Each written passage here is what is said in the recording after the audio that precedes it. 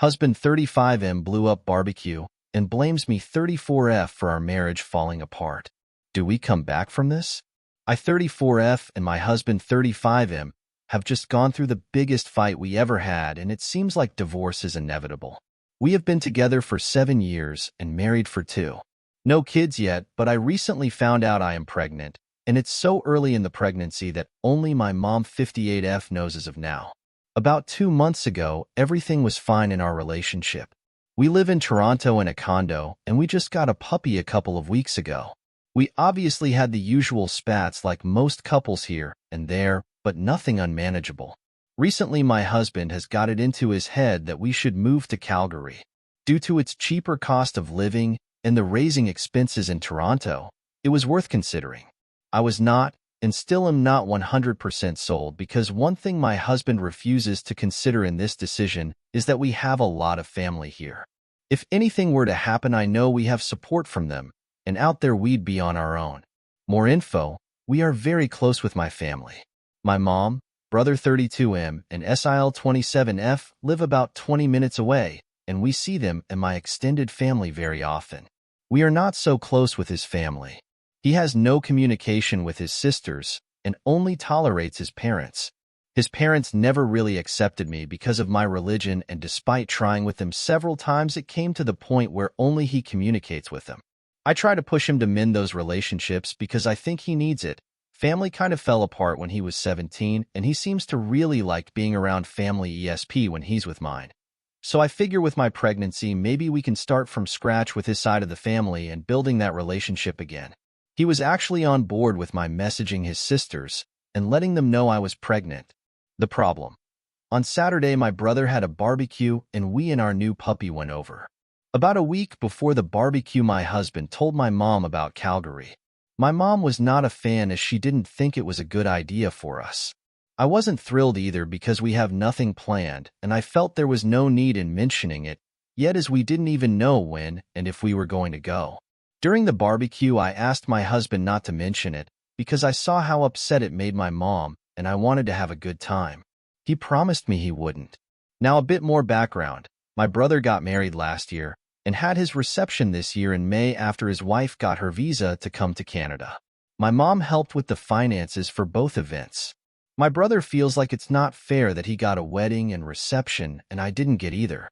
We got married in City Hall and didn't do a reception and got our condo instead. So during the barbecue we were talking, and my brother said we should think about it and throw a little party. TBH, I would consider it now, but my brother doesn't know I'm pregnant, and I don't feel like I want to do that now. I'd rather focus on our future with the baby. During this conversation, when my brother said think about it, my husband says in front of everyone, FCK, that I don't want to feed those people. We are going to Calgary. I was very upset at this because firstly, he wasn't supposed to mention Calgary, and secondly, the way he said it was so rude. My husband noticed my mood changed and asked me what was wrong. When I told him privately why I was upset, he got mad at me for my feelings and decided he wanted to leave the barbecue. Keep in mind, we came in one vehicle, and we had the puppy with us and all his stuff. The barbecue was pretty much done, so really we were going to leave soon anyways, but my husband made a production of looking for car keys and making a grand exit. When he couldn't find the keys, he kept rudely asking me to give him the fking keys. We were by the front door, and I told him to go outside and calm down. Give me a few minutes to pack up the puppy and we could leave together, but he was adamant. When I didn't give him the keys, he raised his voice and started swearing more, and that's when my brother came to see the commotion. He got into a verbal argument with my brother, and my SIL dragged my brother away, but words were still exchanged. I was crying at this point because he's never been this way in front of my family. I gave him the keys and he ran to the car. I went after him to get to calm down and wait for me, but he drove off while I was standing right there. The neighbors saw, and it was such commotion.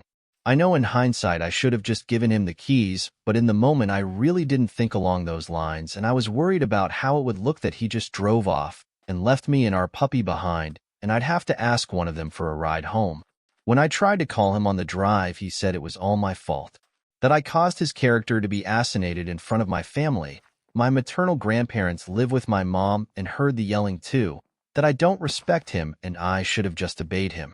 When I got dropped off, my mom was afraid to let me be alone with him, but I told her I'd be okay and thought we could talk it out. In trying to talk, he continued to say it was all my fault, but I felt that he was to blame too, as he could have just left and called an Uber or gone for a walk instead of raising his voice and bringing the unwanted attention. I didn't like that he didn't consider for 1 second how his pregnant wife and puppy were going to get home.